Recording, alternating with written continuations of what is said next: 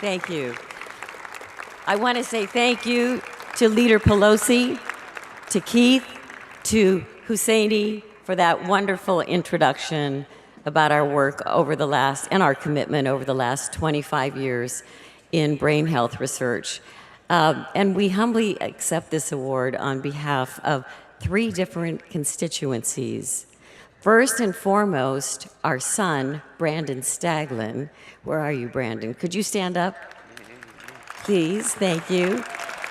Brandon inspired us after he had an acute onset of schizophrenia at the age of 18, 28 years ago.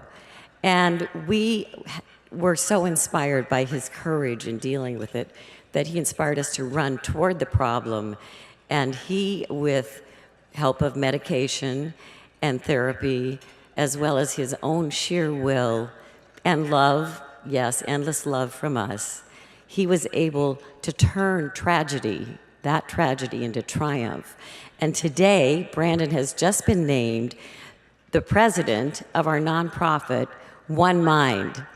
In addition, which is amazing triumph. And in addition, he's about to get his master's degree from UCSF. So congratulations, Brandon.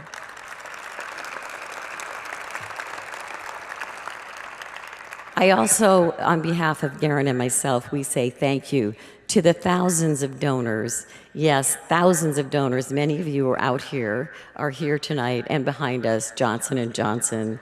Thank you so much for everything that you've done to, through us, help us donate to research over the years. And speaking of that, every one also of our customers, we are from Napa Valley and we do make wine, and we're having it tonight.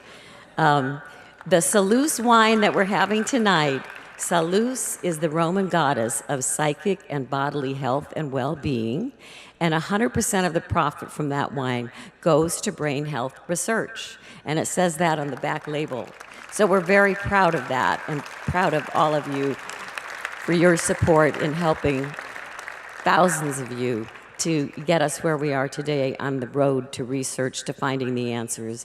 That has helped us over time find a way to identify the prodrome, how to identify youth that may be at risk for having a psychosis, a depression, a bipolar disorder, and also this research has helped us find some digital therapies that are being used more and more today, and therefore you can do a lot of self-management through these apps or through your computer exercises, and they work. I can attest to the one I use for memory, so it works, brain exercises.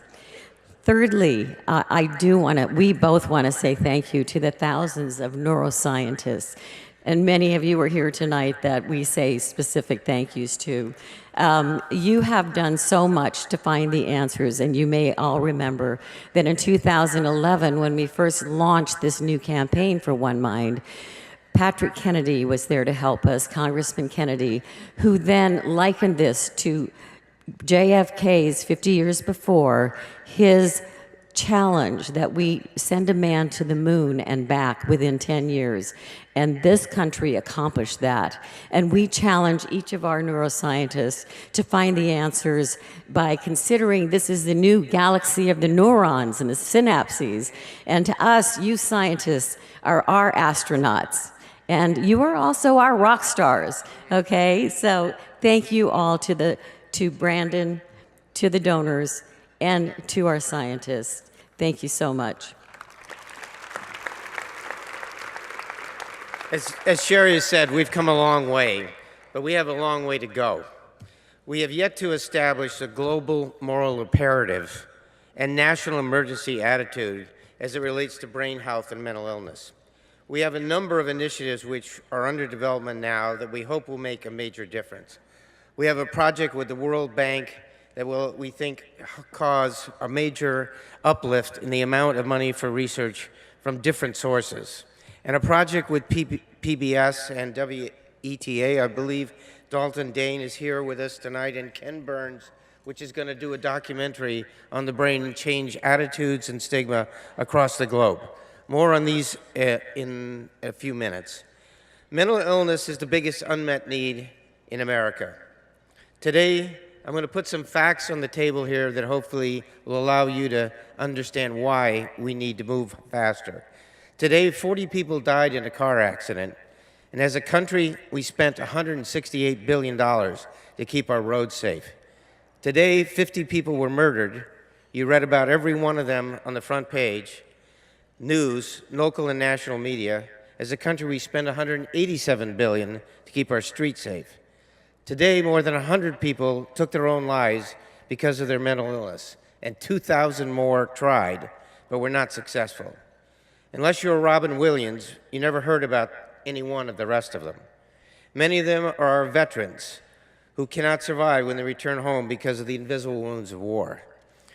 As a country, through offices of under Francis and other projects, we spend less than $8 billion on research for mental illness. That's 1/21st of what we spend on road safety and 1/23rd of what we spend on combating violent crime. Those facts, I hope, will help you help us make this a national emergency and galvanize the will of American people to stamp out these illnesses. In addition to those who Shari recognized, I would like to thank the Board of One Mind with their tireless advocates, our capable and dedicated team, including our former CEO and now ambassador for One Mind, Pete Corelli, and our scientific advisory board led by Eric Nestler and Steve Hyman, both of which are here tonight, without whose guidance we couldn't help find the right way to find the most promising research and projects. We also must thank our co-founder and inspiring co-chairman, Patrick Kennedy, whose lived experience, passionate advocacy, and brilliant oratory inspires us all. We also have to thank the close partnership we have with NIH. We like these public-private partnerships where we can be the seed money and NIH can then come in and do the heavy lifting of moving these projects on.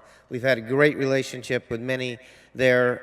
Tom Insel, who's here with us tonight when he was at NIMH, and now Josh Gordon, Nora Volkar, Walter Korschatz, and others. This is truly a very large task. It takes many of us to make this all work. We'd also like to thank Janssen, as Shari has mentioned, for their tireless sponsorship and support. And finally, we'd like to thank Mike Thompson, our congressman who's here. His continuous support and leadership has helped us go a long way. And in addition to that support, he's leading a bill on gun violence, which we hope will be successful sometime very soon. Mike, thank you.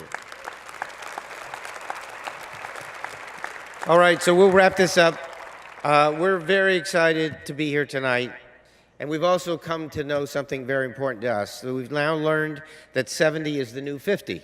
And we need to believe this because we have too much to do to quit now.